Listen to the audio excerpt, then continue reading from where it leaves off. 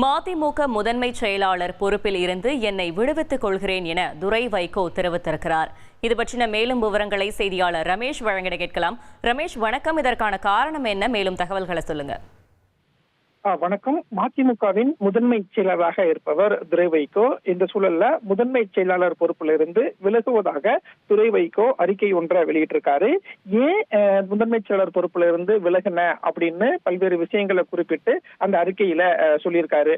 குறிப்பா அரசியல் குடும்பத்துல பிறந்திருந்தாலும் தாமரை இலை தண்ணீர் போல இருந்தவன் நான் என்பதை அனைவரும் அறிவீர்கள் என்று சொல்லியிருக்கக்கூடிய துரை வைகோ 2018ஆம் ஆண்டு வைகோ அவர்களுக்கு திடீரென உடல்நலக்குறைவு ஏற்பட்டதன் காரணமாக கனடா நாட்டில் இருந்த நான் என்னுடைய குழந்தைகள் படிப்புக்காக அங்க தங்கியிருந்தேன். ஆனா தலைவர் வைகோவுக்கு உடல்நலக்குறைவு ஏற்பட்டதுனால நான் இந்தியா திரும்பினேன். அதற்கு பிறகு கட்சி நிர்வாகிகளுடைய வேண்டுகோளுக்கு இணங்க தான் கட்சிக்குள்ள வந்து முதன்மை செயலாளர் பொறுப்பையும் ஏற்று முதன்மை செயலாளராக கட்சிக்காக பணியாற்றி வந்தேன் அப்படின்னு அந்த அறிக்கையில சொல்லியிருக்காரு.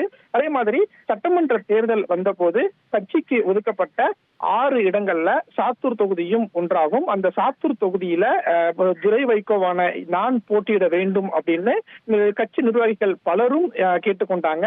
ஆனா கூட்டணி தலைமையும் விரும்பிய நிலையில நான் போட்டியிடாம அந்த வாய்ப்பை கட்சியின் மாவட்ட செயலாளராக இருந்த ரகுமானுக்கு கிடைக்க செய்தேன். இப்படிதான் கட்சியில என்னுடைய பங்களிப்பு அப்படிங்கிறது இருந்தது. குறிப்பா திருச்சி நாடாளுமன்ற தொகுதியில போட்டியிட்டதும் கூட கட்சியின் நிர்வாகிகளுடைய வேண்டுகோளுக்கு இணங்க தான் நான் போட்டியிட்டேன் அப்படின்னு துரை வைகோ அந்த கடிதத்துல சுட்டிக்காட்டியிருப்பதை பார்க்க முடிகிறது. அதே மாதிரி என்னுடைய தந்தை அரசியலுக்கு வந்து இழந்ததுதான் அதிகம் அப்படின்னு துரை வைகோ அந்த அறிக்கையில சுட்டிக்காட்டியிருக்காரு. குறிப்பா சமீப நாட்களாக தலைவர் வைகோ மீது பழிச்சொல்லை வீசியதை தாங்க முடியாமல் தான் நான் இருக்கிறேன் என்றும் அந்த கடிதத்துல துரை வைகோ சுட்டிக்காட்டியிருப்பதை பார்க்க முடிகிறது. குறிப்பா மதிமுக பொதுச் செயலாளர் வைகோவுக்கு அவப்பெயர் ஏற்படும் வகையில தொடர்ந்து பத்திரிகைகளுக்கும் ஊடகங்களுக்கும் செய்திகளை கொடுத்து கட்சியை சிதைக்கின்ற வேலையை மறைமுகமாக ஒருவர் செய்து வருகிறார் அப்படின்னு துரை வைகோ அந்த அறிக்கையில சுட்டிக்காட்டியிருக்காரு.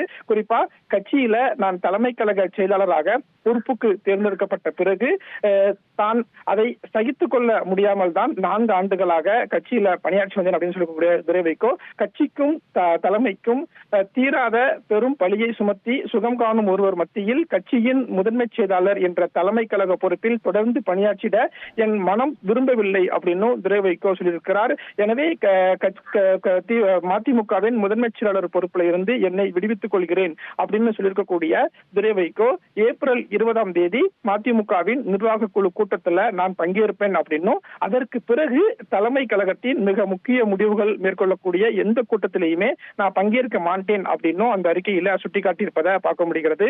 குறிப்பா கடந்த 7 ஆண்டுகளாக தான் மேற்கொண்ட முயற்சிகளை கட்சியின் முக்கிய நிர்வாகிகள் தொடர வேண்டும் அப்படின்னும் எந்த சூழ்நிலையிலும் கட்சியின் பொதுச் செயலாளர் வைகோவுடைய மனம் கலங்கி விடாமல் அவரை பாதுகாக்க வேண்டும் அப்படின்னு சொல்லி மதிமுகவின் முதன்மை செயலாளர் பொறுப்பில் இருந்து தான் விலகுகிறேன் அப்படிங்கிற ஒரு அறிவிப்பை தான் துரை வைகோ இப்ப வெளியிட்டிருக்காரு.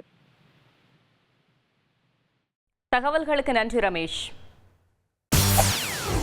செய்திகளை உடனுக்குடன் தெரிந்து கொள்ள உடனே சப்ஸ்கிரைப் பண்ணுங்க.